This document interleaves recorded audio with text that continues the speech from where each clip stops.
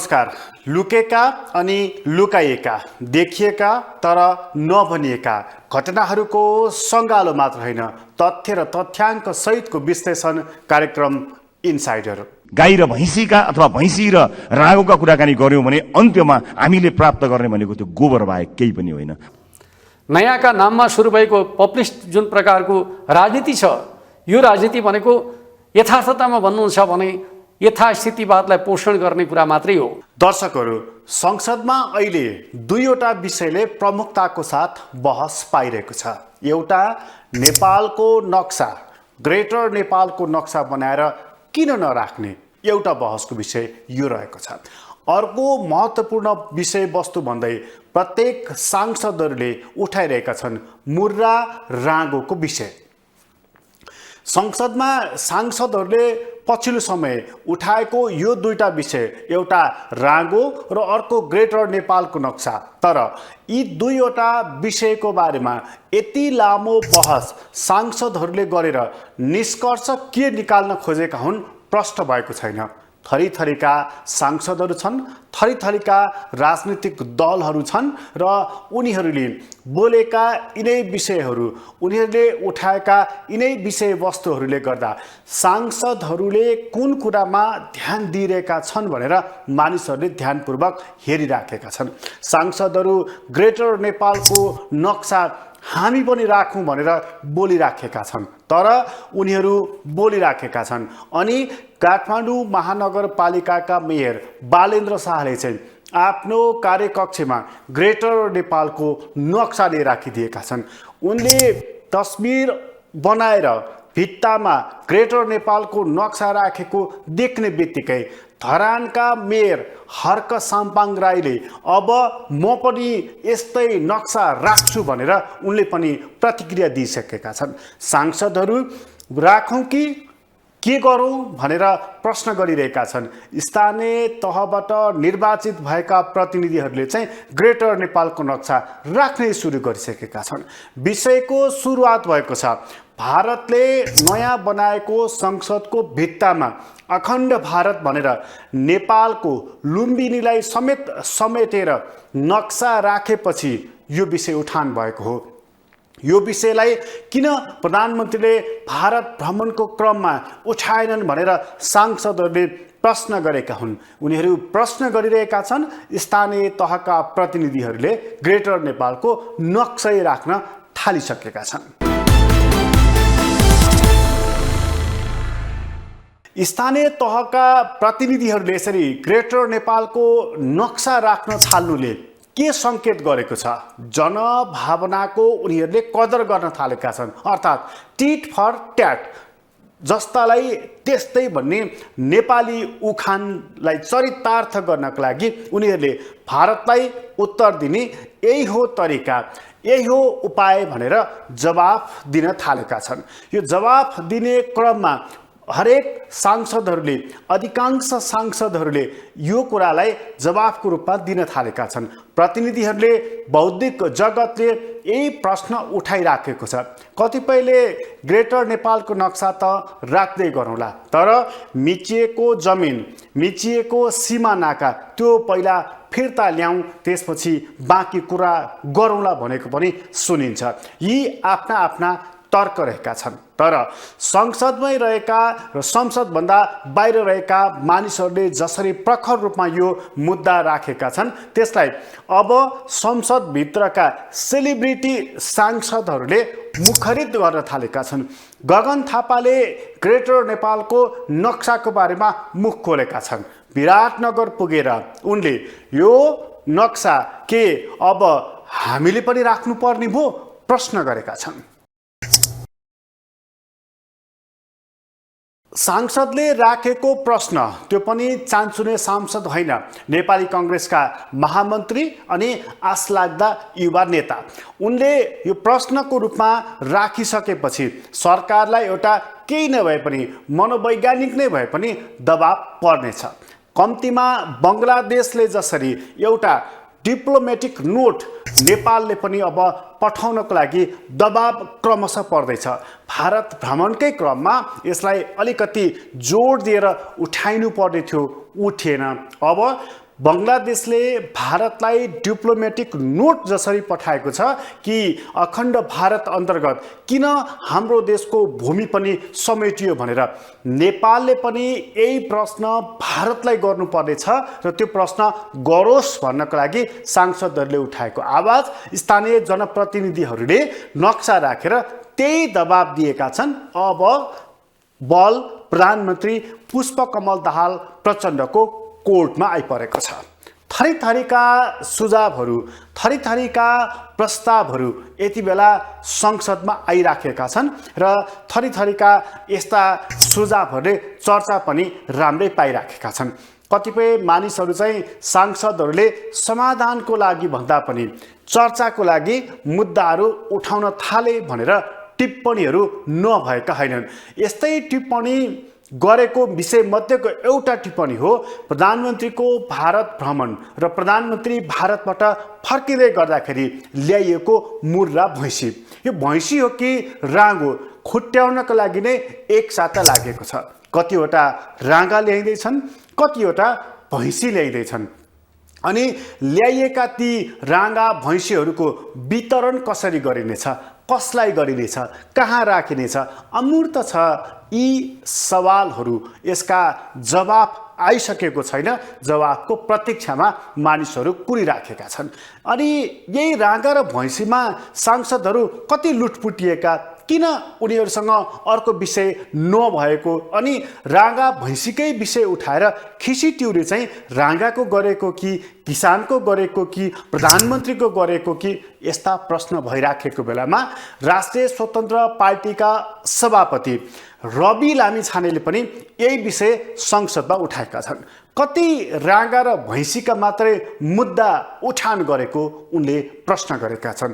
राँगा र भैँसीको मुद्दा उठाएर प्राप्त हुने केही पनि छैन, गोबर मात्रै हो उनको स्पष्टीकरण छ। हामीले बनाउने कानुनहरूका आधारमा र अझ विशेष गरेर हामीले छुट्याएको प्राथमिकताहरूका आधारमा जनजीविकामा प्रभाव पर्नुपर्ने हुन्छ, हाम्रो जीवनमा प्रभाव पार्ने होइन। तपाईँ हाम्रो जीवनमा आज यो सम्मानित सदनभित्र आएका हामीहरू नेपाली नागरिकलाई केही भनेर यहाँ आएका छौँ, तर आज सम्बन्धित मन्त्रीका जिल्लाहरूमा, अलिकति पहुँच भएका सांसदहरूका जिल्लाहरूमा जसरी बजेट बाँडफाँड गर्ने कार्य भएको छ, के तपाईँलाई लाग्छ यसपछि फेरि पनि जनताका माझमा हात जोडेर भोट माग्न जाँदाखेरि हामीले यही 5 वर्षका गतिविधि र यिनै बजेटहरू यिनैका आधारमा नेपाली जनताले हामीलाई पत्याएर भोट दिनेछन्? दिने छैनन्। यदि नेपाली जनताले विवेक प्रयोग गरे भने दिने छैनन्। र जुन किसिमको बहस सम्मानित सदनमा केही दिन अगाडि भयो, त्यो बहस यदि निरन्तरता हुने हो भने सम्मानित सभामुख महोदय मार्फत भन्न चाहन्छु, म चाहिँ नेपाली जनतालाई अनुहार देखाउने हैसियतको रहने छैन। त्यसकारणले यो सदनमा हुने बहस अत्यन्त महत्त्वपूर्ण बनोस्, यहाँ हुने सरसल्लाहहरू महत्त्वपूर्ण बनुन् भन्ने कुराको ध्यान आकर्षण गर्न चाहन्छु र आफ्ना दलका तर्फबाट म यसको प्रतिबद्धता पनि व्यक्त गर्न चाहन्छु। सञ्चार माध्यममा आएका विषयलाई लिएर नै हामी कहिलेकाहीँ सदन अवरुद्ध पनि गर्दा रहेछौँ। त्यसको फ्याक्ट चेक गर्नु पनि महत्त्वपूर्ण हुने रहेछ। मैले निर्ममतापूर्वक भन्नै पर्छ, केही, सबै होइनन्, केही सञ्चार माध्यमहरूमा कयौं व्यापारी व्यवसायीहरूले लगानी या विज्ञापनबाट प्रभाव पारेका छन्। यो सत्य हो। बोल्न धेरैजना किन डराउनुहुन्छ भने ती सञ्चार माध्यमहरूले गलत लेखिदिँदा आफ्नो छवि बिग्रन्छ भन्ने डरले कयौं मान्यहरू बोल्नुहुन्न, तर त्यसो भन्न मिल्दैन। त्यसैमा आएको समाचारले संसदमा हंगामा मचाइरहँदाखेरि त्यो जसले समाचारलाई प्रभावित पार्न खोज्यो कुनै व्यापारी, उसले कति रमाइलो मान्दो हो। यो सदन कुनै एउटा हेडलाइनमा उचालिने ठाउँ होइन। त्यसको वास्तविकता जाँच गर्नुपर्छ, त्यसलाई परख्नुपर्छ, अनि त्यसपछि आवश्यक भए मात्र सदन घेरिनुपर्छ, सदनमा हो हल्ला गर्नुपर्छ। यो मैले आफैलाई बढी प्राथमिकता दिएर भनेको, मैले कुनै दललाई भनेको होइन। हाम्रो दल पनि यसमा सहभागी छ। त्यसकारणले हामी केही नयाँ गरौँ भनेर आएका दलहरू हामी पुरानै शैलीमा गयौँ र हामी पनि त्यही रोगमा लाग्यौँ भने मैले अघि भने जस्तै हामीले प्राप्त गर्ने भनेको यी गाई र भैँसीका अथवा भैँसी र रागोका कुराकानी गर्यौँ भने अन्त्यमा हामीले प्राप्त गर्ने भनेको त्यो गोबर बाहेक केही पनि होइन। संसदमा थरीथरीका सांसद छन्, थरीथरीका राजनीतिक पार्टीहरूले प्रतिनिधित्व गरेका छन्। सबैका आफ्ना एजेन्डा छन्, आफ्ना घोषणापत्र, निश्चित कार्यक्रमहरू र लक्ष्यका साथ उनीहरू अघि बढिराखेका छन्। कोही राजा ल्याउँ भन्दैछन्, कोही संसदलाई यो संसदले निकास दिँदैन भनिरहेका छन्, कोही यो संसद र यो सङ्घीय प्रणाली दुवैले निकास दिँदैन भनिरहेका छन्, कोही चाहिँ यो प्रणालीले नै निकास दिँदैन राजा ल्याउँ भनिरहेका छन्। थरीथरीका मानिसहरूका मत रहेका छन्। एमालेका महासचिव शङ्कर पोखरेललाई चाहिँ नयाँ आएका राजनीतिक दलहरूप्रति नै आपत्ति रहेको देखियो। उनले एउटा आफ्नो मत सार्वजनिक गर्दै पपुलिस्टहरू यो संसदमा प्रवेश गरेका छन् भनेर सोझै उनले प्रहार गरेका छन्। उनको यो प्रहार कसलाई हो सोझै बुझ्न सकिन्छ। भर्खर उदय भएको राष्ट्रिय स्वतन्त्र पार्टी अनि त्यसका सभापतिलाई पपुलिस्टहरूले समाधान दिँदैनन्, तिनले मुलुकलाई यथास्थितिवादमा राख्नेछन्, उनको सोझै आरोप रहेको छ। त्यसकारणले नयाँ र पुराना पार्टीहरू भनेर विभाजनको रेखा कोर्ने काम नगरौँ उनको सुझाव रहेको छ। प्रहार चाहिँ रवि लामिछाने र उनको दल राष्ट्रिय स्वतन्त्र पार्टीप्रति उनको कडे खालको रहेको छ। राजनीतिक दलहरूले नीतिगत र वैचारिक रूपमा आफूलाई अगाडि बढाउन नसक्ताको परिणामका रूपमा हेर्नुहुन्छ भने आज एक प्रकारले चाहिँ पपुलिस्टहरू चाहिँ राजनीतिको विकल्पका रूपमा आउन खोजिरहेको अवस्था छ। तर हामीले बुझ्नुपर्ने कुरा के हो त भन्दाखेरि समाजमा असन्तुष्टिको विकल्पका रूपमा कहिलेकाहीँ पपुलिस्टहरू आउने गर्दछन्। तर पपुलिस्टहरूले कहिले पनि समाजका समस्याहरूलाई समाधान गर्न सक्दैनन् वा समाज परिवर्तनको आकाङ्क्षाहरूलाई सम्बोधन गर्न सक्दैनन्। समाजमा कुनै एउटा क्षेत्रबाट ख्याति प्राप्त गर्ने बित्तिकै राजनीतिमा आएर राजनीतिलाई सही बाटोमा डोर्याउन सकिन्छ भन्ने मान्यता सर्वथा अनुचित र गलत मान्यता हो। राजनीति आफैमा एउटा विज्ञान हो। राजनीति गर्न चाहनेहरू राजनीतिक विज्ञान अन्तर्गत राजनीतिक सङ्घर्षका माध्यमबाट आफूलाई स्थापित गर्न सक्नुपर्दछ। त्यो सङ्घर्षको प्रक्रियाबाट गुज्रन तयार हुनुपर्दछ। नीतिगत मान्यताका आधारमा स्पष्ट लक्ष्य र उद्देश्यका साथ गरिने कामहरूले मात्रै समाजलाई सही प्रकारको बाटो देखाउन सक्दछन् भन्ने कुरालाई हामीले बुझ्नु जरुरी छ। त्यसका आधारमा नेपाली समाजलाई वैचारिक र राजनीतिक हिसाबले अगाडि बढाउनु पर्ने आवश्यकता छ। आज समाजमा भ्रष्टताका कुराहरू आइरहँदाखेरि कतिपय मान्छेलाई लाग्छ सबै राजनीतिक दलहरू उस्तै हुन्, सबै पार्टीहरू उस्तै हुन् भन्ने प्रकारको भाष्य खडा गर्न खोजिँदैछ। र एक प्रकारले भन्नुहुन्छ भने नयाँ र पुराना पार्टीका नाममा विभाजनको रेखा कोर्न खोजिँदैछ। त्यो कुनै विचारधारात्मक जगमा होइन। राजनीतिक दलहरू जो विचारधारात्मक जगमा निर्माण भएका हुन्छन् उनीहरू कहिले पनि पुराना हुँदैनन्। अहिले जुन राजनीतिक दलहरूको इतिहास लामो छ उनीहरू पनि हरेक 5-5 वर्षमा अधिवेशनका माध्यमबाट आफ्ना नीति कार्यक्रमहरूलाई अद्यावधि गर्ने गर्दछन्, नेतृत्वलाई अद्यावधि गर्ने गर्दछन्। समाजमा विकसित भएका नयाँ मान्यताहरूलाई, समाजमा उत्पन्न भएका नयाँ समस्याहरूलाई सम्बोधन गर्नका लागि नयाँ कार्ययोजनाहरू बनाउने गर्दछन्। तर नयाँ भनिने पार्टीहरू न त विचारधारात्मक जगमा खडा भएका छन्, न त उनीहरूको समस्या समाधान गर्नका लागि व्यवस्थित कुनै सोचहरू रहेका छन्, न त उनीहरू समाजलाई नीतिगत रूपमा नेतृत्व गर्नका लागि निश्चित लक्ष्य र उद्देश्य तय गरिकन अगाडि बढ्न खोजिरहेका छन्। विशुद्ध रूपमा उनीहरू नयाँ र पुरानोको भाष्य खडा गरिकन हामी त नयाँ हौँ भन्ने अर्थमा आफूलाई प्रस्तुत गरिकन समाजलाई दिग्भ्रमित गर्ने कोसिस गरिरहेका छन्।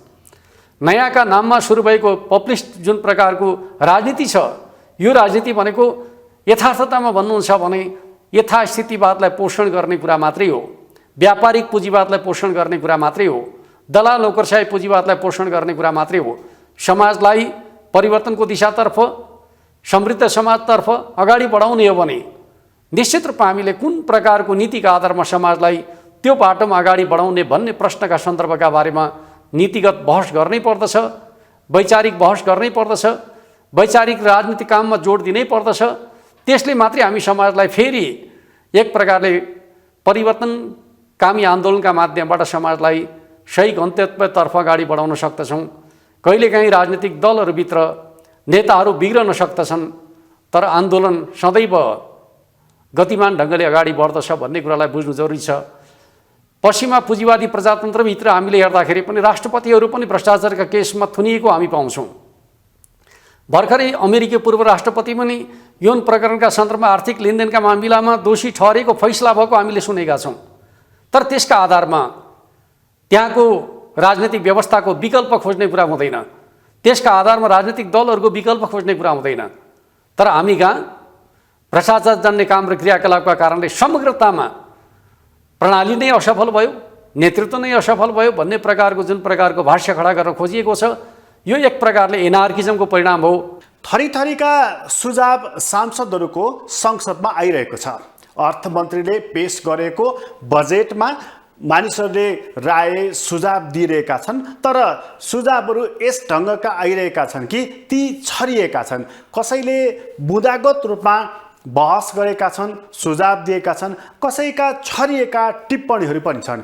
छरिएका टिप्पणी मध्येको एउटा टिप्पणी हो नेपाली काङ्ग्रेसका सांसद प्रदीप पौडेलको।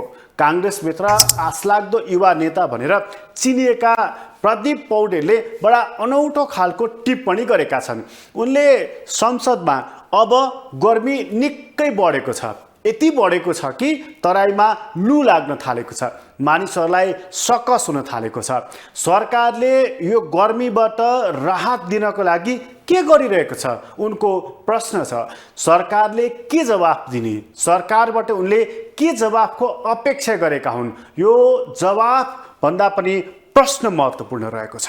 सामान्यतया मानिसलाई 26 डिग्री तापक्रम उपयुक्त हुन्छ, तर यति बेला देशभरि तापक्रम बढेको छ। तराईका जिल्लाहरूमा झन्डै 44 डिग्रीसम्म पुगेको अवस्था छ। तातो हावा लु चल्न थालेको छ। यसले जनजीवन असाध्यै प्रभावित पारेको छ।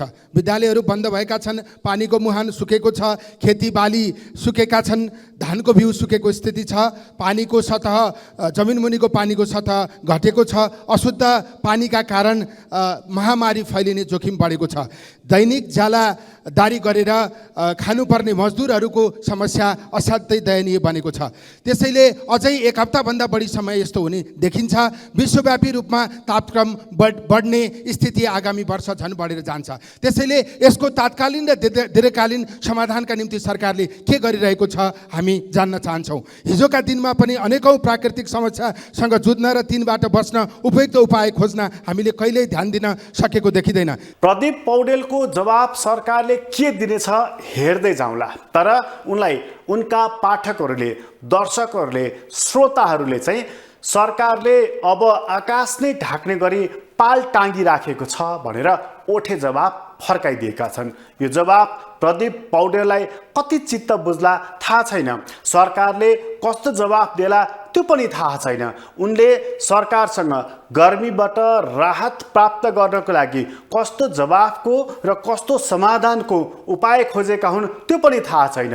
यसबारेमा पछि चर्चा गरौँला। तर यस्तै अर्कै खालको छिरलिएको प्रस्ताव, तर महत्त्वपूर्ण प्रस्ताव नेकपा एमालेका सांसद रघु पन्तको रहेको छ। संसदमा कडा प्रश्न गर्ने व्यक्ति मध्येका एकजना हुन् रघु पन्त। उनले त्यहाँ संसदमा बोल्दाखेरि एउटा महत्त्वपूर्ण सवाल पनि खडा गरेका छन्। यही बजेटमा सरकारले चुरेबाट गिट्टी, बालुवा र खनिजजन्य पदार्थहरू निर्यात गर्ने कुरा उल्लेख गरेको छ। त्यो काम नगर्नु भनेर उनले औँला उठाएका छन्। केवल औँला मात्र होइन, यदि यस्तो नचाहिने हरकत गरियो भने देशमा आगो बल्छ, उनले चुनौती दिएका छन्। माफ गर्नुहोस् अर्थमन्त्रीजी, नीति तथा कार्यक्रममा नि आछ, प्रधानमन्त्री भाषणमा पनि भएको छ, तपाईँको बजेटमा नि आछ। चुरे नछुनु होला, चुरे छुनु भने देशमा आगो बल्छ। यो प्राकृतिक संसाधन बेचेर देश कहिले पनि धनी हुँदैन। चुरे बेचेर चुरेका चाहिँ ढुङ्गाबाट निर्यात गरेर मुलुकको खर्च टार्न सकिँदैन।